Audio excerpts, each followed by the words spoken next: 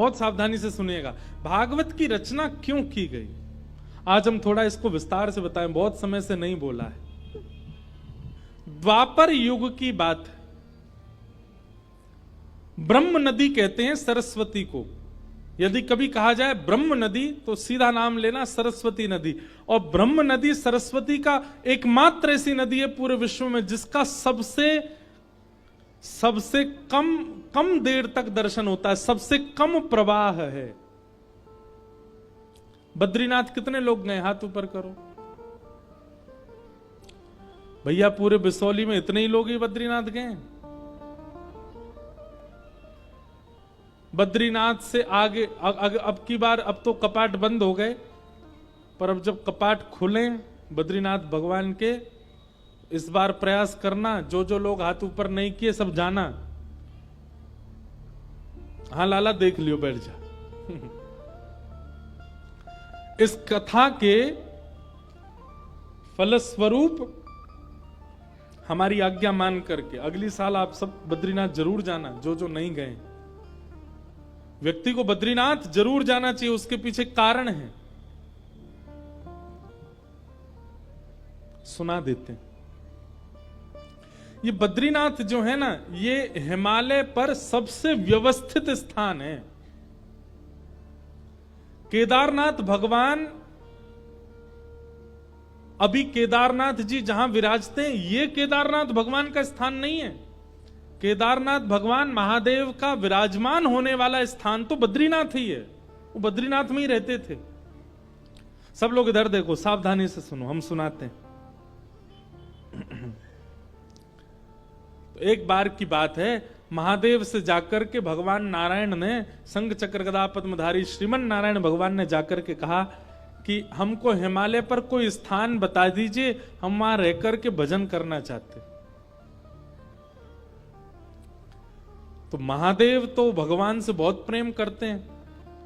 महादेव बोले कोई तप वप नहीं करना आपको, तप करने के लिए हम बैठे हैं, तप करने के लिए इतने सारे ऋषिजन सब हैं, आप तो प्रेम से विराजो वैकुंठ में, आप तप करेंगे हमको स्वीकार नहीं।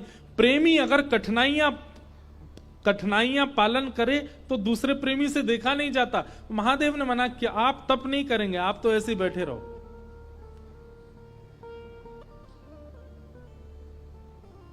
भगवान ने फिर कहा नहीं हमको तप करना है, हमको तप के लिए स्थान दो। महादेव फिर बोले भैया आपको तप करने की क्या जरूरत है, आप भगवान हो साक्षात। महादेव ने कोई स्थान प्रदान नहीं किया, पूरा हिमालय महादेव का है, उनकी आज्ञा के बिना कैसे जाएं। भगवान ने बोला कि भाई ये राजी हमको स्थान नहीं देंगे, उनकी गैर राजी में कोई और तरीका अपनाना पड़ेगा स्थान लेने के लिए। तो जहां अभी बद्रीनाथ भगवान बैठे हैं, यहां पर महादेव और पार्वती जी विराजते थे। और बद्रीनाथ जो है ना, ये देवताओं का पर्यटन स्थल है, यहां देवता घूमने आते हैं। वो बात बाद में ऐसी व्यवस्थित हो गई, 6 महीना मानव वहां घूमने जाते हैं, फिर 6 महीने के लिए अभी जब बंद हो जाते हैं तो देवता वहां निवास करते हैं।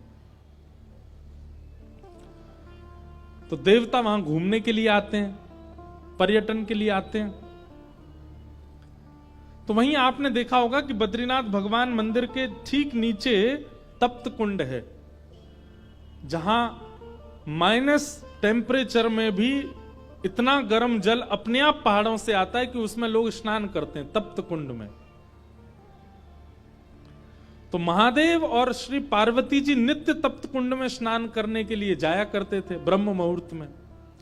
एक दिन महादेव और पार्वती जी दोनों गए तप्त कुंड में स्नान करने, तभी देखा कि नन्हा सा बालक तप्त कुंड के बगल में सोया है और रो रहा है। पार्वती जी देख करके घबरा गई। जैसे ही बालक को उठाने गई, महादेव बोले रुक जाओ, ये कोई मायावी बालक लगता है, इतने विशाल पर्वतों के बीच में तप्त कुंड के पास ये नन्हा सा बालक यहां कैसे आ गया? ये कहीं किसी राक्षस की चाल तो नहीं, कोई मायावी क्रिया तो नहीं हो रही है, इसको गोद में मत लेना। परंतु पार्वती जो इतनी करुणा है, इतनी दया है उनके चित्त में, वो बोली आप तो ऐसे ही सोचते रहते हो, अरे नन्हा सा बालक, इतना ठंड पड़ रही है, रो रहा है और आप कह रहे हैं गोद में नहीं उठाऊं। तुरंत पार्वती जी ने गोद में उठा लिया। कंबल में लपेट लिया, बालक को हृदय से लगाया। अरे इतनी रात्रि, इतना इतना ठंड पड़ रही है और ये बालक ऐसे उघारा सा बैठा है। महादेव बोले हमको समझ नहीं आ रहा है, लग रहा है कोई तो गड़बड़ी है। पार्वती जी बोली अब आप सोचते रहो, हम तो, हमारे हृदय का वात्सल्य भाव है, हम तो इस बालक को ऐसे नहीं छोड़ सकते। और पार्वती जी गई और उस बालक को ले जा करके उस स्थान पर बिठा दिए जहां महादेव और पार्वती बैठते हैं। महादेव बोले जल्दी करो, स्नान का समय हो गया है, ब्रह्म मुहूर्त का काल है, हमको और भी नित्य कर्म करने, जल्दी चलो स्नान करके अपना निवृत्त हो। पार्वती जी बोली ये बालक अकेले छोड़ के जाएंगे, रोएगा, इसको खेलने के लिए कुछ खिलौना देने पर, यहां बद्रीनाथ में कहां खिलौने आए। तभी वहां बेर का वृक्ष है, बेर को ही संस्कृत में बदरी कहते हैं, बदरी फल। वो बेर के वृक्ष से कुछ बदरी फल तोड़ करके उस बालक के पास रख दिए और उनको गेंद समझ करके वो बालक खेलने लगा। पार्वती जी बोली अब ये बालक जब तक इन गेंद से खेल रहा, हम स्नान करे आते हैं। जैसे ही महादेव पार्वती जी के साथ गए, तप्त कुंड में स्नान आदि किया, अपना नित्य कर्म नियम करके जैसे ही लौट करके आए तो उस स्थान का द्वार, मुख्य द्वार बंद था। खूब प्रयास करने पर भी वो द्वार जब नहीं खुला, महादेव ने क्रोध में भर करके जैसे ही उस द्वार को देखा, द्वार खुल गया। वो बालक तो वहां नहीं था, वही बालक शंख चक्र गदा पद्मधारी श्रीमन नारायण के रूप में तपस्वी की अवस्था में सामने बैठ गए। महादेव ने जाकर के कहा हमने पहले ही कहा था ये कोई मायावी बालक है, ये कोई सामान्य बालक नहीं है।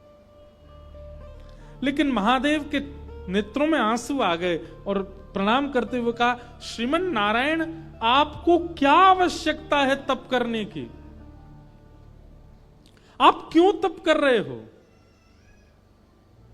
इतना हट क्यों कर रहे हैं आप तप के लिए, ऐसा किस चीज की प्राप्ति के लिए, किस भाव की प्राप्ति के लिए आपको तप करना है। तब भगवान नारायण जो बात कहते हैं वो ध्यान से सुनिएगा। भगवान कहते हैं महादेव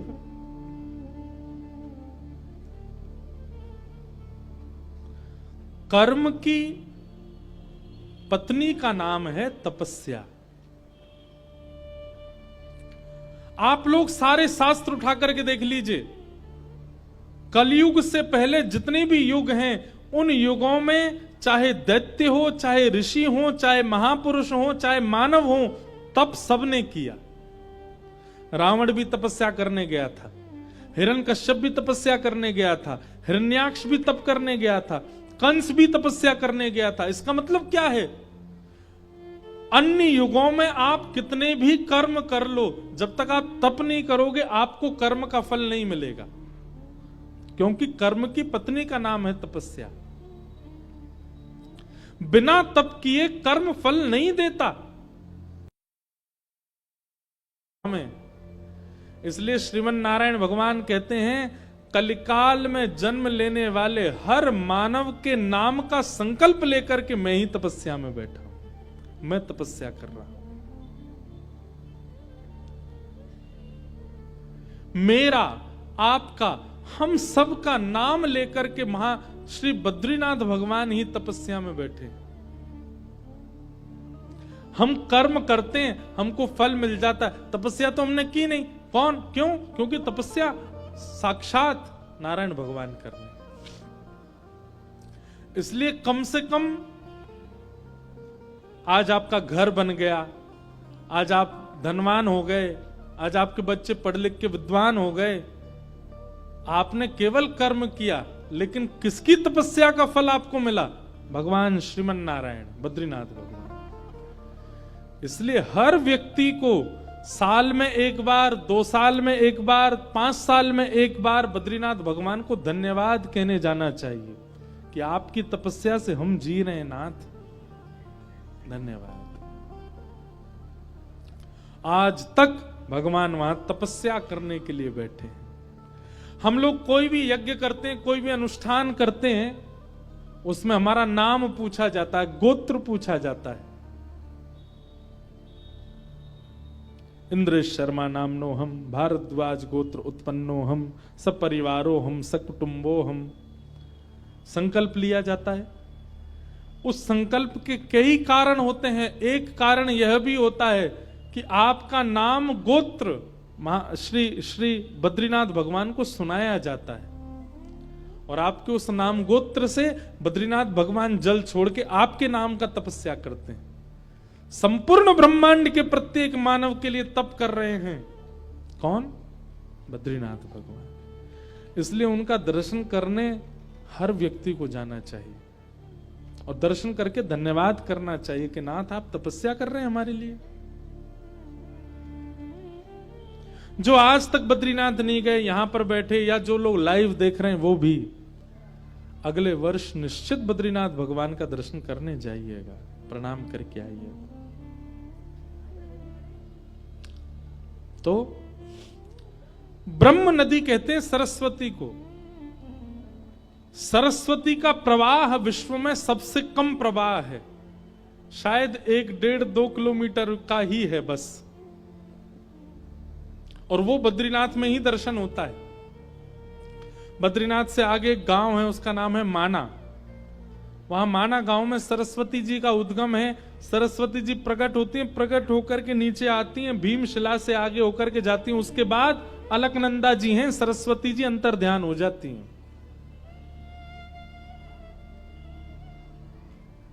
बस इतनी देर का ही दर्शन होता है।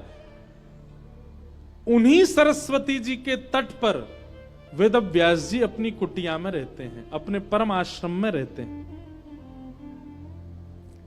और वहीं वेद व्यास जी महाराज ने वेदों का निर्माण किया। 18 उपपुराण लिखे, 17 महापुराण लिखे,